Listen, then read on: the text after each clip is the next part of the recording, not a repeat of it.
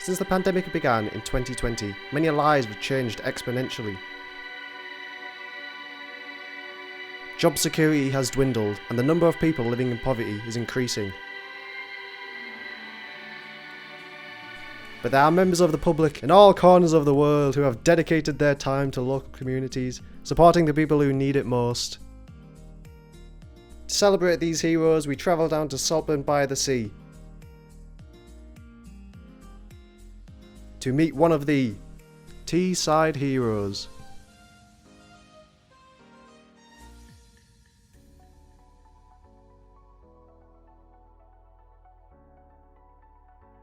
Saltburn is a small coastal town in the northeast of England and home of Tees Community Hub, a local charity founded and passionately run by Tonia Nixon.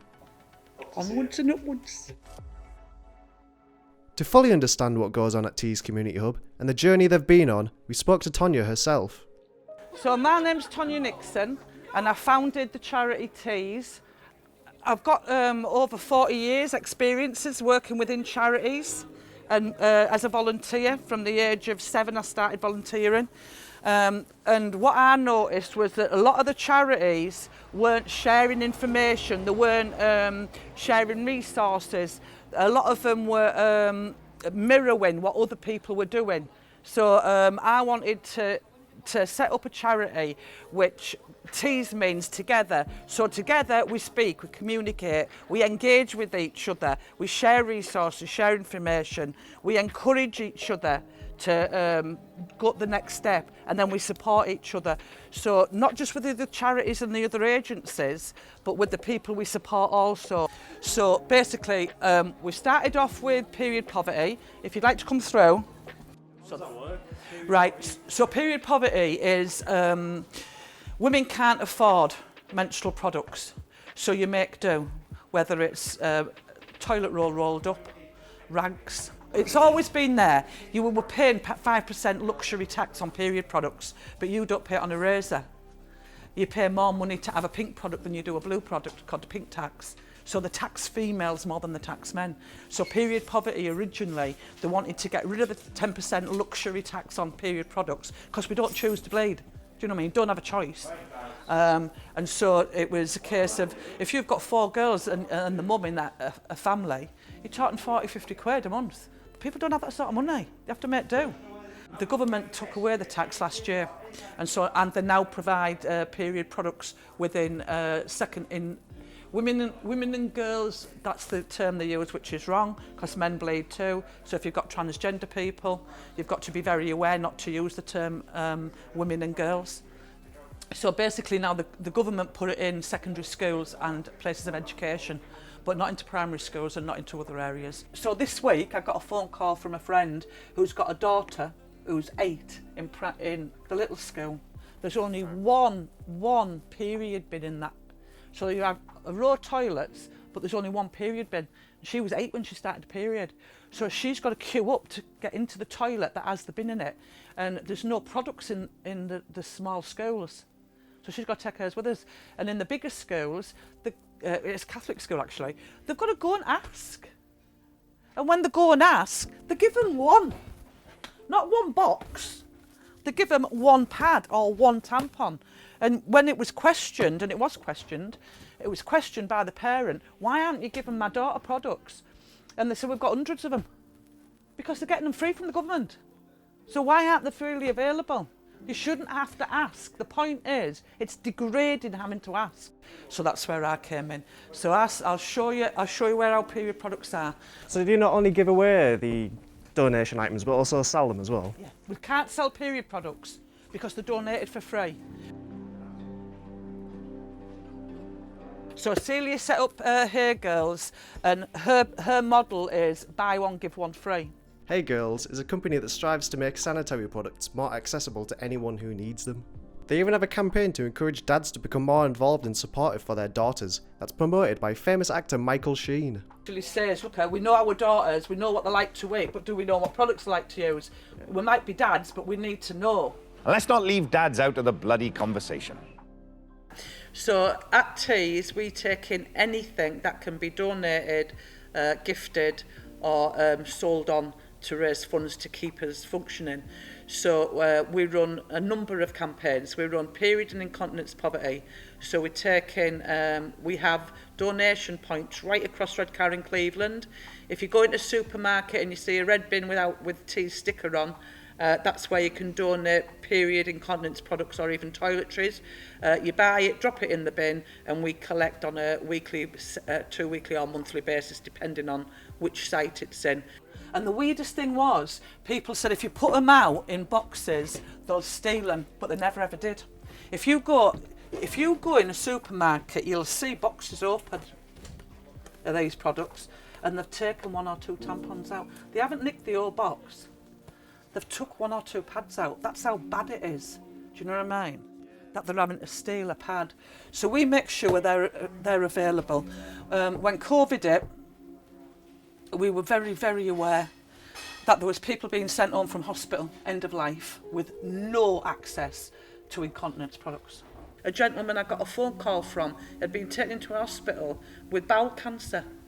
His wife rang me and said she told me what ward he was on, and he didn't have incontinence products. And the hospital had told him, the hospital need to be asked, why hasn't he got it? I had to ring the hospital and say, I delivered these products to you yesterday. Can you get them towards so-and-so, so-and-so? And so they did. So the clothing bank came about because I was supporting Ad Action, which is now We Are With You. And they had a client, a female, who was pregnant, and they didn't have anything for the baby. So I sourced all the items they needed from the baby, and I went to deliver everything to the couple, to the house. And when I got there, I knew the dad, which is Ron, who's our manager. I'd known him for about 5-6 years, and I explained to him who I was and what I was doing, and they said they would help us. And it was Ron and Claire who opened the first clothing bank women. The daughter was born in September last year, so she'll be 2 in this September, and I'm a godmother. So that's how the clothing bank started. So this is Ron. Oh yeah, I'm Ron. I volunteer for Tonia, and I have been since day one. It's turned my life around. I was doing all right, but I'm doing better now. Tonia's helped me out a lot, and that helped Tonia out a lot. Yeah. Do you have a good friendship with Tonia? Is she a good boss? Well, I wouldn't say. It's that's debatable. That's debatable. Some days she's all right. Nah, she's great. She's all right. She's like my sister. Some people think we're married, actually. They do think we're married. People say, where's your wife today? I say, oh, she's at home. And then Tonia will walk through. So, oh, no, there she is there. We get on with each other. We do have our disagreements about things, but Tonia always wins. But when Tonia's not here, I'm the boss. Ron's the person, he's the one who set this up. Oh, he's a mastermind behind it. He's my backbone. Please come into Clothing Bank. Ta-da! How are you, Ron? You get in there, you and me. So this is the clothing bank, which was started with myself, Ron and Claire, Ron's partner. A lady rang me this week for clothes. When are you open? Because our clothes will all be £1. And so I told her, and I know that they've got 5 children under the age of 5 in that family. So I said, look, I can get your clothing for free. And she said, no, I'd rather pay. And I said, well, what about the ones under 5? So they're all going to rags, so I'd sooner give her 5 bags of them. I mean, there's nothing wrong with them. But I made a phone call, and I did make a phone call, and just said, is this family genuine? And they went, oh yeah, and I went, that's fine, I'll put you down as referral partner. So what would happen then is we would take the referral, if it was a family, they would come in here. The only other people that would be here would be volunteers, but we wouldn't be hanging around them. We would close this, close the curtains, they'd allow them in, we give them a bag and they can shop. All we ask them to do is put their empty hangers on here. But we'll supply the toilet, so when they come in, if they've got need clothing, they're going to need toiletries. So we'll make sure that they're going away with all of the toiletries that are out there in a bag as well, and period products if they need them. And then we check up afterwards. Do you need Easter eggs? So we'll supply Easter eggs. Christmas presents, we run Christmas cheer. 2 van loads full of brand new toys from another charity here, Hartlepool, and we give Hartlepool Giving Tree. Hartlepool Giving Tree, we give it all away. No questions asked. Hundreds, well, I'd say at least £5,000–6,000 worth worth of brand new toys, if not more. We didn't price it up, but that's just a rough estimate. And hundreds, about 200 families got toys this Christmas because of the charity. So period poverty, clothing poverty. COVID hit. First thing that I was aware of was the food banks all shut, the majority of Trussell trusts. So there's 9 in Redcar and Cleveland, 6 of them shut. So what's going to be the first thing they're going to need? Food. I had a chef on hand. I think it was Tuesday we were told we were going to go into lockdown. By Friday I had food on people's plates in the houses. Elaine cooked a 3-course meal every day, 7 days a week. And we did that until we reached 1,000. But there's stipulation on the Trussell Trust food vouchers. You know, you can only have 4. And yes, they do give you more if you need it, but I've got somebody who needs that food every week. He needs that food every week. He can't have access to his kids because he's got no food. So it's a guy who's split up. The kids want to be with their dad, but he hasn't got the income to buy the food for the kids to stay there. So I get the food to him every week and make sure he's got the Easter eggs. I've already got him on the list for Christmas presents and we're not in April yet. So I've already got 80 people now I'm aware of that are going to need support at Christmas. But I've also got the contacts to know how we can get them presents for them people. We didn't do food by delivering food parcels. We delivered nutritional, cooked meals, not a food bag of food. I knew it had to be different. And now, now we seem to be coming out the worst of that. There's a lot of services out there doing food, but nowhere else is doing clothing to the extent of we do. So this is the level of quality of the donations we get. These shoes were $99.99. Now we'll sell them probably for £5. But if somebody needs them for free, we'll give them away for free.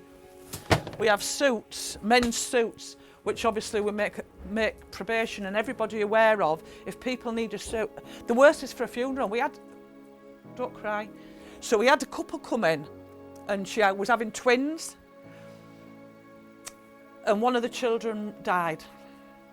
But they didn't have any clothes to go to the funeral in. Yeah, says it all. So I came in on a Sunday, opened up, and they've got them some suits and clothing. And it's the same if lads are going for an interview and they haven't got suits, or to a funeral, they haven't got suits. So we supply all that for free. So we've had some amazing funders, we've had a lot of support, we really have. I'm Councillor Matthew Story, I'm a councillor in Central Ward in Middlesbrough and I am running for Police and Crime Commissioner for the Labour Party. I know Tonia through my wife. My wife was volunteering with Tonia when she first set up TEES, and then Tonia needed support with deliveries and collecting things, so I've essentially been a delivery guy for the duration. Oh, Tonia's great, she's a force of nature. I mean, she's inspirational and you can tell how she genuinely cares about everybody she helps, and it's a huge effort that she puts in. And she puts in so much work, not just in the Redcar area, but it goes much wider than that right across Teesside and Hartlepool.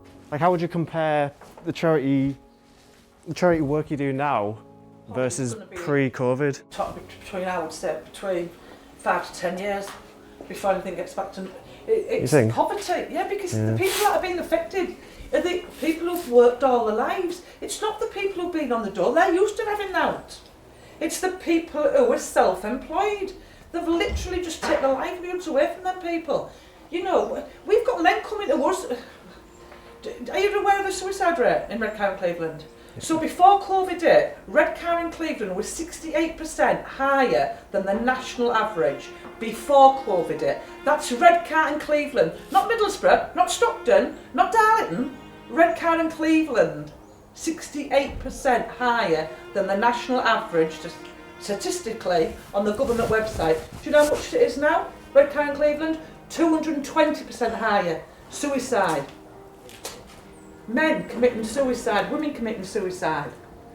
It's a daily occurrence. Every week I get a phone call, every week we know somebody. And it's hanging with men round here. It's only going to get worse. It's not going to get better. These men have always supported the families. They've always had bread and butter on the table. What's going to happen to them? Where they're going to be in 5 years' time? Where they're going to be next year? it's bad enough that we've got adults committing suicide, but now it's getting younger and younger and younger. Redcar and Cleveland's always had a bad history of suicide, always has. But now it's 220%. That's the government statistics. They're easy to find. And considering you look at the size of Stockton to Redcar and Cleveland, you know, we're tiny. We're one of the smallest of the boroughs. But we've got one of the highest suicide rates. We've always been able to fight back. TEESside is a naturally resourceful people. But I think this time it's different. I think a lot of people won't bounce back. I think a lot of people mentally are going to struggle. You know, all them people who haven't been able to say goodbye to the loved ones, all them people in nursing homes that haven't been touched by the family and been left to rot. It's just wrong. I think it's an horrendous thing that's happened, but the worst of it is we're thriving. People are giving me money now because we do what we say on the tin, on the bottom line. We're the front line workers, we're not the big charities. What do? We save people's lives. And I've got 2 or 3 people who testify to that and say we wouldn't be here if it weren't for you. You know, you got us out of a very dark place, and not only did you get us out of it, you did it with dignity.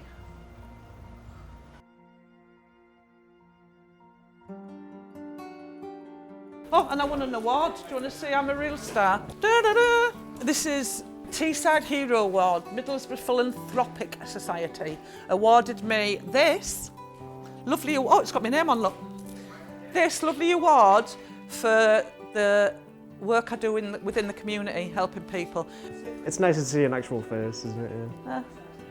But I get attached. I'm shite at this bit. Ron's really good. Ron's really good at helping people. But I'm not good because I get too emotional. I get too attached. I'm like, oh, I can't leave them now. Do you know what I mean? I better go check up on them, make sure they're all right. Part of it's like getting known as well, isn't it? Yeah, it's being the face of Tees, isn't it? At the end of the day, it's easy for me to speak about it because it comes from the heart.